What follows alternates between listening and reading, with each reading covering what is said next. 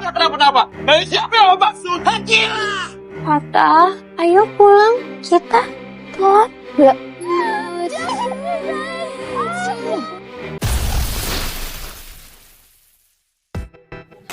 Momen puncak yang kita tunggu benar-benar terjadi. Identitas Akila terbongkar juga. Tapi dampaknya Akila sampai mengalami syok mental. Bahkan memorinya mundur ke masa yang paling berkesan, sebelum insiden episode 40, saat Akila masih pacaran dengan Fata. Persis seperti yang pernah dialami Tante Amanda ya guys. Namun di kasus Amanda lebih ekstrim, karena sampai kembali ke memori belasan tahun silam di masa bahagia pacaran dengan Jordan. Siapakah yang sebenarnya paling salah di titik ini? Angelica? Leon, Mayang, atau malah Harry? Kalau dilihat dari alurnya, pola sinetron ini sebenarnya udah kebaca ya. Terlalu lama menunda, terus merasa belum siap buat jujur, sampai akhirnya mau nggak mau semuanya terbongkar di hadapan banyak orang. Dan saat itu terjadi, yang muncul bukan cuma kaget dan kecewa, tapi juga marah, bahkan rasa malu yang harus ditanggung. Menariknya sih, alur sengaja sudah dibersihkan sebelumnya lewat Fata yang mulai sadar kalau di hatinya masih ada perasaan yang belum selesai untuk Akila. Zara pun sudah terlihat lebih siap dan berlapang dada kalau suatu saat Fata kembali ke Akila. Tapi bagaimana dengan Harry? Selama ini ketakutan terbesar Harry selalu soal kehilangan Akila. Kalau sampai sesuatu terjadi pada Harry nantinya, Harry takut dong Akila akan berubah hati karena nggak sanggup menunggunya. Tapi kenyataannya justru lebih menyakitkan. Akila bukan berubah hati guys, tapi malah kehilangan semua kenangan tentang mereka. Yang tersisa di ingatan Akila justru momen-momen lama bersama Fata. Bahkan ada kemungkinan termasuk Akila hanya mengingat masa ketika sempat menjodohkan Harry dengan Zara. Insiden ini merupakan hantaman yang cukup keras ya. Selama BPD Akila belum benar-benar sembuh, maka ada kemungkinan setiap ada kejadian besar yang mengguncang bisa aja membuat ingatannya kembali ke titik yang sama, ke Fata. Bukan cuma karena Fata adalah sosok yang membuatnya merasa aman, tapi juga karena kenangan di masa pertumbuhan memang guys selalu jadi yang paling kuat dan paling sulit dilupakan.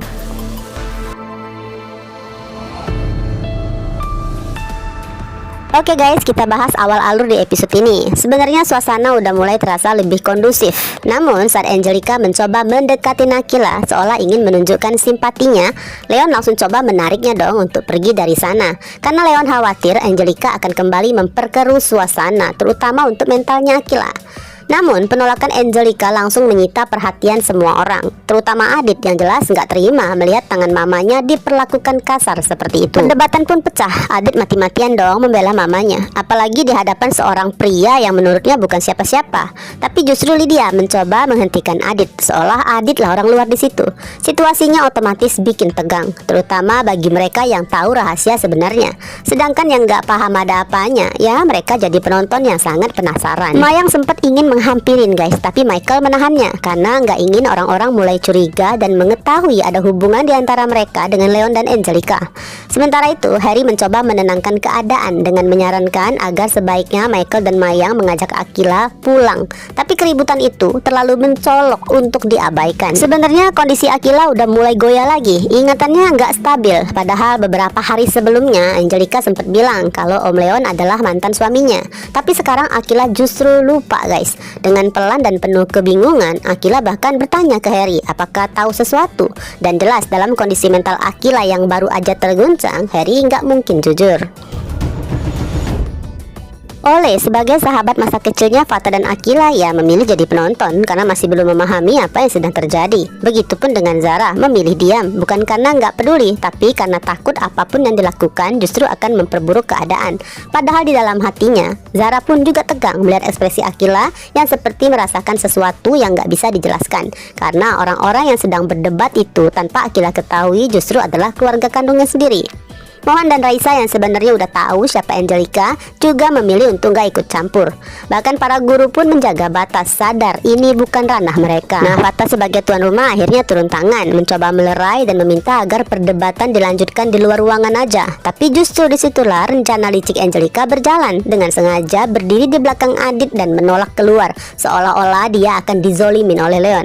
Jelaslah emosi Leon pun makin memuncak dan kembali menarik tangan Angelica dengan kasar. Kelihatan Angelica membuat suasana makin kacau. Adit semakin tersulut, Lydia pun siap melawan, dan di titik itulah semuanya mulai lepas kendali. Leon mengaku sebagai mantan suami Angelica dan ingin membahas soal anak mereka. Semua langsung terdiam. Adit terpaku kaget setengah mati, tapi jeritan ibunya ini menyadarkannya kembali, dan sebagai anak lelaki Adit merasa harus tetap melindungi. Sayangnya ya, emosi Leon yang sudah di puncak membuatnya tanpa sadar membuka rahasia yang seharusnya tetap tersembunyi. Leon menuduh Angelica telah meninggalkan anak-anak mereka dan bahkan menyabotase acaranya di malam itu. Adit makin bingung. Selama ini yang dia tahu kan anak Leon adalah Lydia dan Zara doang. Adit bahkan belum sempat mencerna kemungkinan lain, sampai akhirnya dengan suara lantangnya Leon menyebut satu nama, Akila. Padahal saat itu Akila dan keluarganya sudah siap melangkah pergi, tapi kalimat terakhir yang terdengar langsung menghentikan segalanya. Semua terdiam menoleh ke arah Akila. Leon sendiri langsung tersadar dan kaget dengan ucapannya sendiri. Angelica pun gak perlu lagi berakting, detak jantungnya dan ekspresi wajahnya sudah cukup mengungkapkan semuanya. Sementara Adit hanya bisa menangis, seolah semua potongan yang selama ini terasa janggal akhirnya terjawabkan. Pantas saja selama ini mamanya begitu perhatian dan terus membahas soal Akila. Lalu gimana dengan Akila? Tubuhnya membeku, tatapannya kosong. Kalimat terakhir yang Akila dengar terlalu mengejutkan, terlalu berat, seolah otaknya langsung membentuk pengaman otomatis, menutup bagian memori yang terasa menyakitkan. Tapi justru disitulah masalahnya guys. Yang ikut tertutup bukan hanya rasa sakitnya, tapi juga kenangan bersama Harry, bersama Mohan, bahkan insiden besar di episode 40. Ingatan Akila mundur, berhenti di satu titik. Saat itu di pagi yang cerah, saat Akila memakai seragam pink keramatnya, duduk di boncengan Fatah, tertawa lepas tanpa beban dengan jemari Fatah yang mengelus hangat tangannya. Disitulah semuanya seperti reset. Akila benar-benar seakan sedang kosong, seperti nggak mendengar siapapun, bahkan panggilan dari Mama Mayang nggak sampai di telinganya. Saat kesadarannya perlahan kembali, yang ada hanya kebingungan. Kenapa ada di sana? Apa yang sedang terjadi? Dan satu-satunya yang dia cari adalah Fatah. Dengan langkah pelan, tatapan hampa, campuran bingung dan takut, Akila perlahan menghampirin Fatah yang berdiri di kejauhan, seolah hanya Fatah satu-satunya yang masih terasa familiar di dunia yang tiba-tiba berubah jadi asing. Saat itu semua orang seakan menahan nafasnya. Gak ada yang benar-benar tahu guys, ke siapa Akila akan melangkah. Leon, Angelica, dan Lydia hanya bisa menunggu dengan pasrah, siap menerima respon apapun dari Akila setelah semua fakta itu terbuka.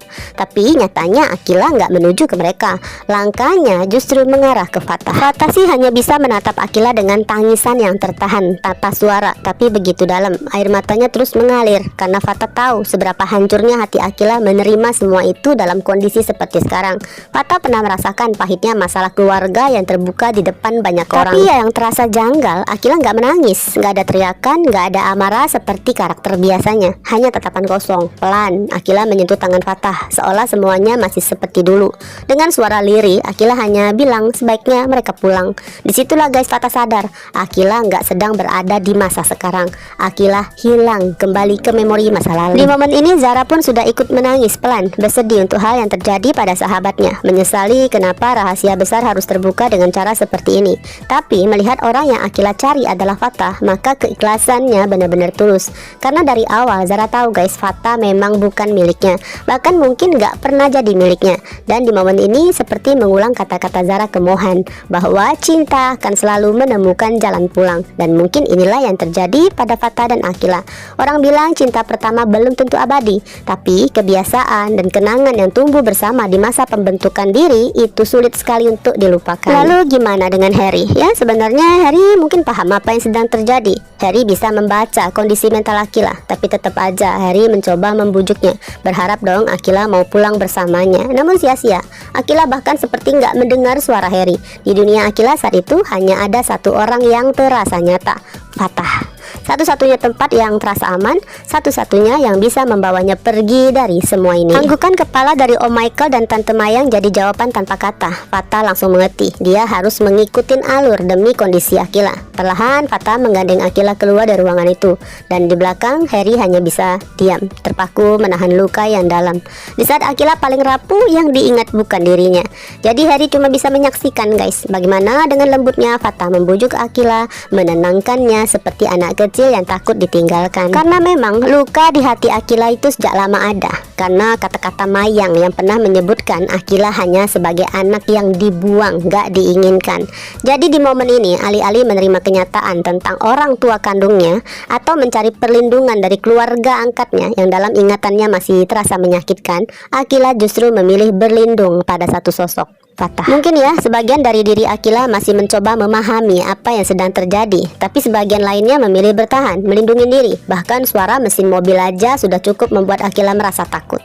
Dengan tangan gemeter, Akila langsung menggenggam tangan Fatah erat banget, seolah itu satu-satunya pegangan yang bisa menahannya dari rasa takut yang datang. Dan jelas itu membuat hati Fatah semakin hancur. Tanpa sadar nih, cara bicara mereka pun berubah, kembali seperti dulu. Aku dan kamu, bukan lagi seperti dua sahabat gue lo yang santai, tapi seperti dua orang yang pernah saling jadi dunia satu sama lain.